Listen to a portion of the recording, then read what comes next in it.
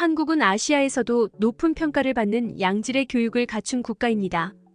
교육을 발전의 뿌리로 여기며 교육 발전에 투자하는데 중점을 두는 국가 중 하나이기도 합니다. 따라서 한국은 많은 유학생을 유치하여 생활하고 공부하고 있습니다. 지난 8월 16일 한국은 2027년까지 30만 명의 한국 유학을 유치하겠다는 새로운 교육 사업을 발표했다. 이를 통해 한국을 세계 유학 선도국 10위권 진입을 목표로 하고 있다. 특히 한국은 첨단 기술 및 신흥 산업 분야의 등록을 확대하고 인재를 유치하기 위해 비자, 장학금, 취업 기회에 대한 많은 정책을 개선할 것입니다.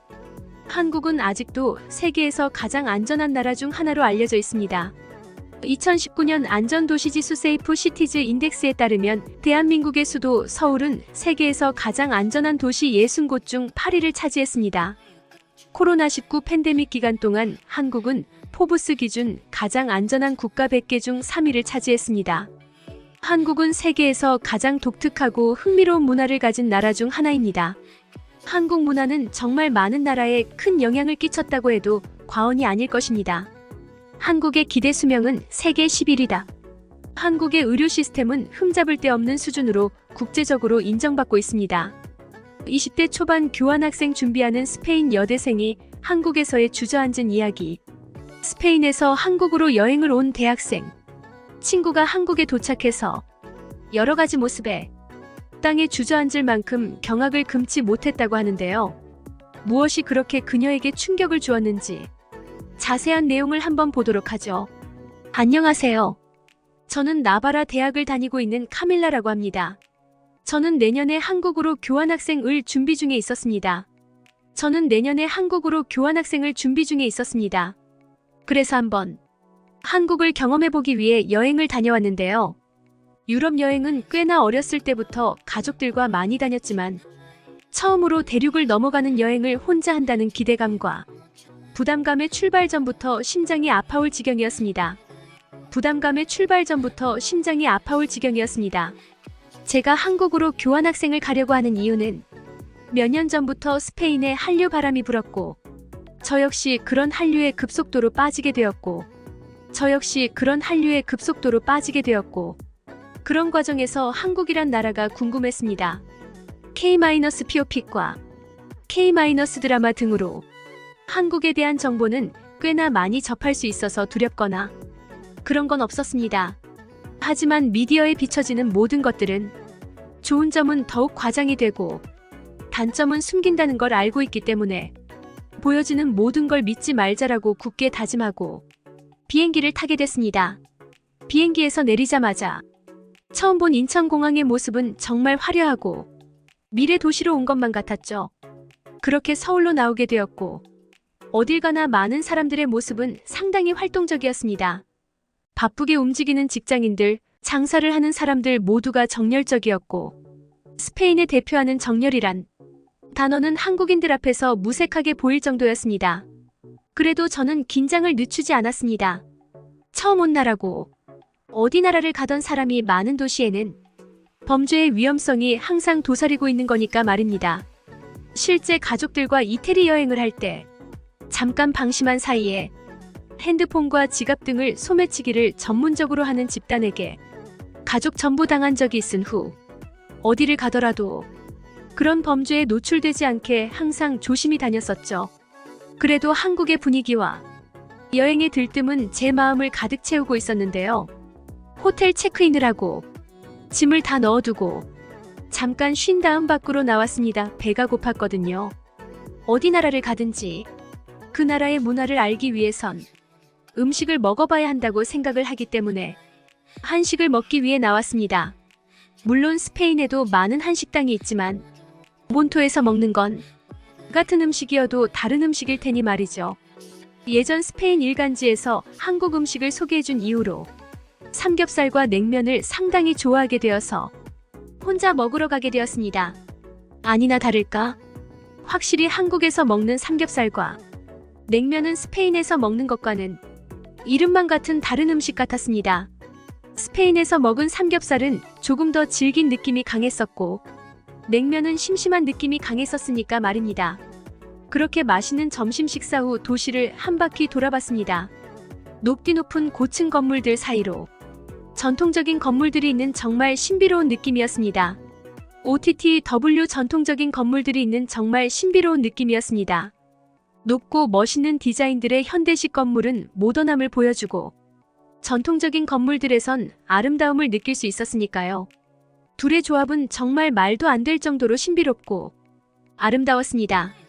그렇게 저는 산이 보이는 아름다운 카페에 들어가 무언가 할 게 없을까 하다가 서울시티 투어 버스라는 것이 있는 것을 알고 당장 예약을 하고 버스를 탈 만반의 준비를 하고 시간에 맞춰 나갔습니다. 밤 시간 예약이라 주머니에 테이저를 넣어두고 움직였습니다. 해가 떨어진 유럽의 밤은 상당히 위험하니까 한국 역시 마찬가지일 거라 생각하고 혹시 모를 일을 대비하기 위함이었습니다. 하지만 저의 걱정은 쓸데없는 걱정이 되고 말았습니다. 유럽과는 다르게 밤이 되니 서울의 밤은 화려하고 아름다웠습니다. 버스 위에서 보는 서울. 타워와 한강은 어디서든 볼 수 없는 절경이었고 어디 하나 밝지 않은 곳이 없었습니다. 유럽의 밤은 사실 관광명소라 불리는 곳을 제외하곤 밤만 되면 불이 다 꺼지곤 해서 화려함을 찾아보기 힘든 게 사실입니다. 그래서 밤에 이렇게 화려한 불빛들은 저에게 새로운 영감을 주었죠. 어떻게 이렇게 도시 전체를 밝힐 수 있는 인프라를 구축해 놓은 것인지 너무 신기했습니다. 그리고 버스를 타고 다니면서 바라본 서울의 밤은 너무나 높은 수준의 시민의식을 갖고 있는 사람들의 도시라는 걸 느낄 수 있게 해줬습니다. 늦은 밤에도 청결한 길거리를 유지하고 있는 것에서 그걸 느꼈습니다. 유럽의 밤거리는 생각보다 많이 지저분하니까 말이죠. 그렇게 화려함 중간에 저를 놔두고 버스 위에서의 여행은 계속되었습니다. 그런 장면을 계속 핸드폰으로 사진을 찍으면서 담아두고 있었고 그렇게 찰나의 순간이 지나고 이제 버스에서 내려 숙소로 가는 길에 뒤에서 누군가 저를 부르는 듯한 소리에 뒤돌아보니 버스 기사님께서 저의 가방을 들고 뛰어오고 계셨던 거였습니다. 그때서야 아차 싶었습니다. 그렇게 조심하자 다짐을 했지만 서울의 화려한 밤과 사람들의 모습에 결국은 짐을 놓고 내렸던 거죠. 그 가방 안에는 저의 여행, 경비와 갖가지 중요한 물품들이 있었는데 말입니다. 다행히 기사님께서는 저의 가방인 걸 기억해 주시고 찾아주신 겁니다. 감사의 인사로 보상을 해드리려고 했지만 한사코 저의 손을 뿌리치고는 돌아가셨습니다. 큰일이 날 뻔했다고 생각을 하면서 그것에만 집중하면서 숙소로 돌아가는 길이었습니다. 그러다 무심코 바라본 길거리의 모습에서 저는 이질감을 느끼게 됐고 그 이질감의 정체를 찾아보기 위해 유심히 거리를 관찰하고 있었는데 금방 그 원인을 찾을 수 있었습니다. 길거리에 사람이 너무 많습니다. 그것도 하나도 위험을 감지하지 못하고 말입니다. 누군가는 손에 핸드폰을 들고 있고 누군가는 백팩에 이것저것 많이 넣어두고 키링에 무선 이어폰까지 걸고 뒷주머니에 지갑도 많이 보이더군요. 그리고 남녀노소 할 것 없이 모두가 거리를 활보하고 있었습니다. 이게 무슨 일이죠? 유럽 어디를 가든 밤에는 거리에 사람들이 많이 돌아다니지 않습니다. 남녀노소가 아니라 건장한 남자라 할지라도 위험 요소가 많기 때문에 어지간하면 밖에 잘 나가지 않거든요. 안전한 곳이라는 건 그나마 안전한 것이지 위험하지 않다는 게 아니니까요. 실제로 그런 지역에서 꽤나 많은 강력 범죄가 일어나고 그 통계를 보면 한숨이 나올 정도니까 말입니다. 하지만 서울은 그런 위험한 밤에 기중품을 너무나 쉽게 보여주면서 거리를 이동하고 있었습니다. 유럽에선 저리고 돌아다니면 밤이 아니라 해가 떠 있어도 저 물건들이 주인을 잃어버리는 건 단 5분이면 될 겁니다. 그리고 경찰에 신고를 해도 저런 상태라면 도움을 받을 수 없을 겁니다. 본인이 물건에 대해 신경을 쓰지 않았다는 이야기만 듣게 될 게 뻔하니까요.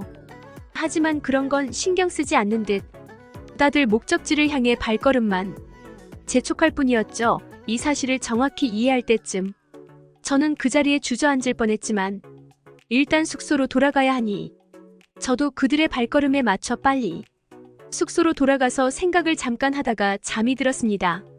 그렇게 이튿날 아침이 되었고 한국의 아침이 궁금해서 한번 나가보았다가 어제 받았던 충격을 또 한 번 받게 되었는데요. 왜 학생들이 혼자 등교를 하고 있는 거죠? 그것도 양쪽 귀에 무선 이어폰을 끼고 주위의 위험을 전혀 걱정하지 않는 듯 말이죠. 지나가는 버스에 자리에 앉은 학생들은 더하더군요.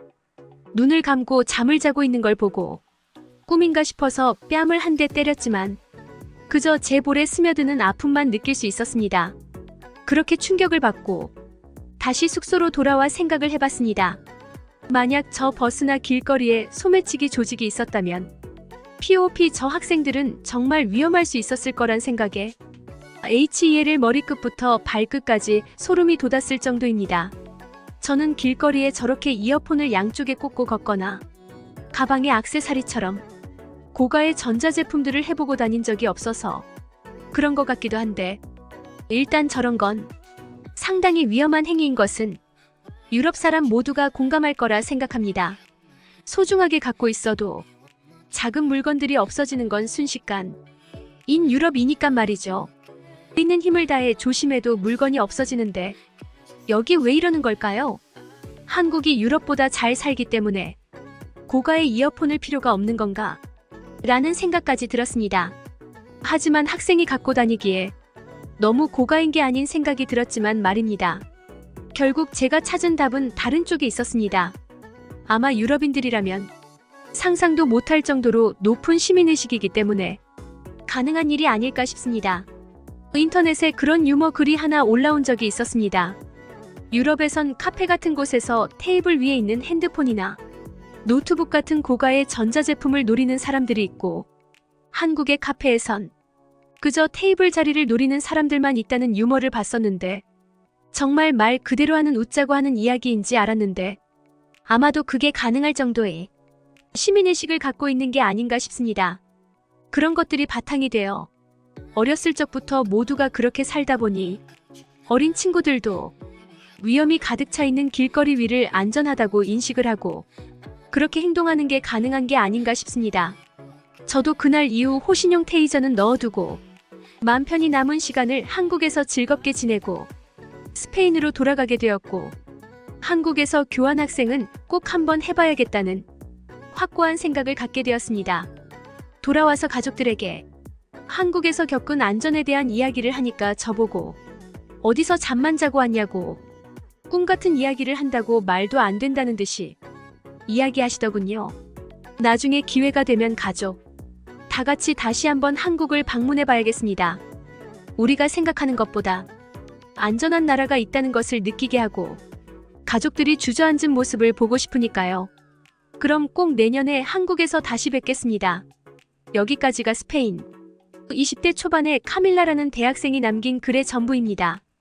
무언가 새로운 정보를 찾기 위해 여기저기 커뮤니티나 레딧을 엄청 뒤지고 다니는데요.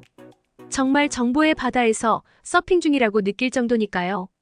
근데 생각보다 한국의 치안 관련된 레딧이 엄청나게 올라오곤 합니다.